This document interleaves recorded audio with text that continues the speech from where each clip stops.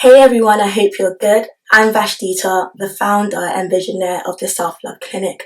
So I just wanted to make this introductory video to share with you my self-love journey, to give you a better understanding of myself and why I created the platform. So let's get into it. Hold up, wait a minute. If you're not following us on Instagram at the Self-Love Clinic, I'm gonna need you to do that right now, like right now. So you can pause this video, go follow us and come back and continue watching. There'll be a link in the description box. Alternatively, it's literally the same name, the Self-Love Clinic. Find us on Instagram, give us a follow. Right now we can get into it. So growing up, my home life was very chaotic, and I'd oftentimes find myself feeling alone amidst the chaos, not really having that true sense of belonging. And my school life was exactly the same, because I was bullied for multiple years on end for just being myself. There was no real reason for it, right? And so again, in school, not feeling like I was accepted and not having that sense of belonging. So what happened as a result is that I became extremely guarded. I became extremely protective over myself. I created a wall where I would hide my true self. But at the same time, I still so desperately wanted to feel that sense of belonging. I wanted that love, I wanted that connection, but I didn't feel as though I could get it from being who I really am. So I began to portray this false version of myself. I began to become someone who I thought I needed to be in order to be liked. I began to become who other people wanted me to be, which turned me into such a great people pleaser, but it was all because I was operating from a place of fear of being rejected, fear of being disliked, fear of being ridiculed, fear of being made to feel inadequate or unworthy. So I began to literally abandon myself so that I could feel validation from other people. And the thing about that is, the more I began to operate from this false narrative, this false version of myself, the more I began to act out of alignment with my truth, the more I said yes when I really said no. I began to subconsciously program myself to believe the lies that I am not good enough, that I am not worthy, that I am not capable of being loved, I'm not capable of being liked. I was subconsciously programming self-hate in place of self-love. I was subconsciously destroying the relationship that I had with myself. So not only was I in a place where I didn't feel as though I was not receiving that love and acceptance from the people around me, but I also was not receiving it from myself. And so I began to crave love. I began to yearn for love. And so I would accept it in any form, in any way that I could get it. And oftentimes this was not even really and truly love, but it was just an attachment or something temporary to fill the void of emptiness that I felt within. And I would search for this love and acceptance in friendships. But I'm not being my true self in the friendship. I'm still being a people pleaser in the friendship, not all the time sharing my complete truth or honest opinions in the relationship. So again, I'm just reinforcing the idea of me not being good enough. I'm just reinforcing it in that endless cycle, in that negative loop. Accepting certain things from friends that I shouldn't have been accepted, all because I did not want to lose that sense of attachment. I did not want to lose that sense of acceptance. I would search for it in relationships, in the attention that I may have gotten from the opposite sex, so on and so forth. I began to always operate from a place of lack, always needing this and needing that. And because these quick fixes, they're very temporary, they're very fleeting, so they always disappear. So you're always on the lookout again for the next quick fix, always on the lookout for the next quick fix. And it wasn't until my first serious relationship came to an end that I realized how much of a destructive loop I had found myself in. because when that relationship ended, I had such a strong inability to let go, because such a strong and such an unhealthy attachment was created. It wasn't even because of love, it wasn't even because of that person, but it was because of what that relationship symbolized to me.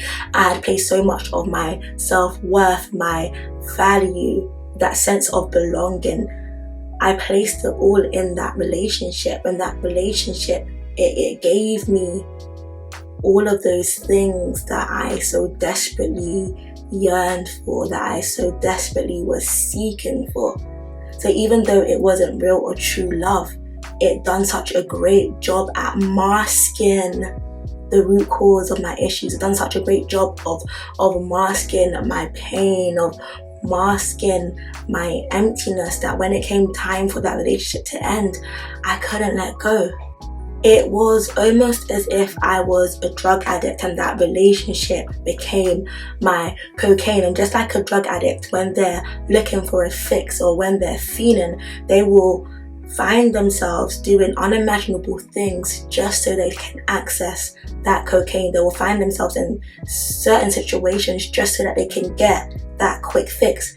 And that was exactly what I became like. I didn't want that relationship to end because of what it symbolized in my life. So I'd find myself compromising time and time again just so that I could hold on to the relationship. I'd find myself doing things and find myself in situations that were completely beneath me just so that I could hold on to that relationship. And as toxic as that relationship was, as toxic as that cycle was, I am so thankful for it, because it allowed myself to see how badly I had been betraying myself. It gave me a chance to see how far I had fallen, and then created the space for me to pick myself back up and to begin taking those steps to betterment and improvement.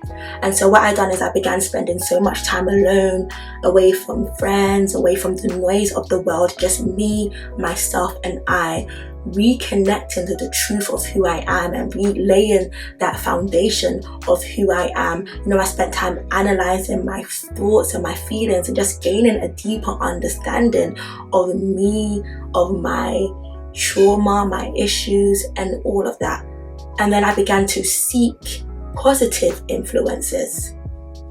And I started, listening to audiobooks, reading books, listening to TED Talks, and it began to open up my mind. I would listen to speakers like Les Brown, Tony Robbins. I'd listen to Oprah, Brene Brown, and this just really opened me up to an idea of more, an idea of greater. And the more and more I dedicated myself back to myself, looking for ways to improve, to fill myself with positivity, to fill myself with love. The more I dedicated myself to self-love, I encountered God's love. And when I tell you, believe me when I tell you, God's love is like the most amazing thing that you could ever feel, the most amazing thing that you could ever experience, because God's love is truth. It is truth. So it's not there to cover up anything.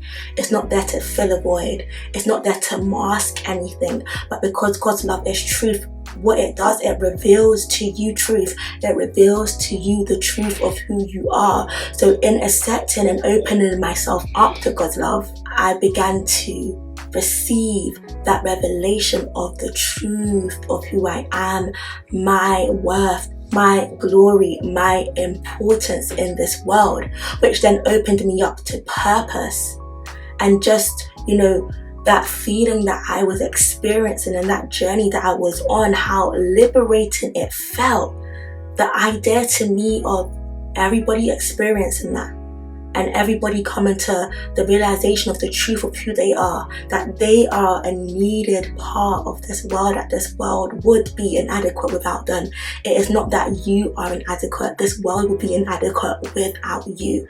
And just to inspire that truth in other people and to help other people, to guide them along their self-love journey, it became such a great passion of mine. and it's something that I dive deep into. So began to study psychology with particular focus on cognitive behavioral therapy, which I am now qualified in, and just really learning techniques and learning ways of encouraging that transformation, not only in myself and other people. So now not only do I have the passion to affect change, but I also have the practical skills and techniques in order to do so. And that's how the Self-Love Clinic was birthed. I just want to create a community of women that can come together and inspire one another, learn from one another, draw from one another, motivate and encourage one another, and most importantly, a space where we can grow together. So I'm excited that you stopped by, and I'm inviting you on this journey with us. It's going to be an amazing time of community. There are so many great things that we have planned and have lined up. So once again, if you're not yet following us on Instagram, make sure you do that now. And whilst you're here, please do subscribe, turn on the notification bell, just so you can remain updated on all things relating to the Self-Love Clinic. Yeah, don't ever miss a video, okay? And yeah, I'll see you next time. Peace.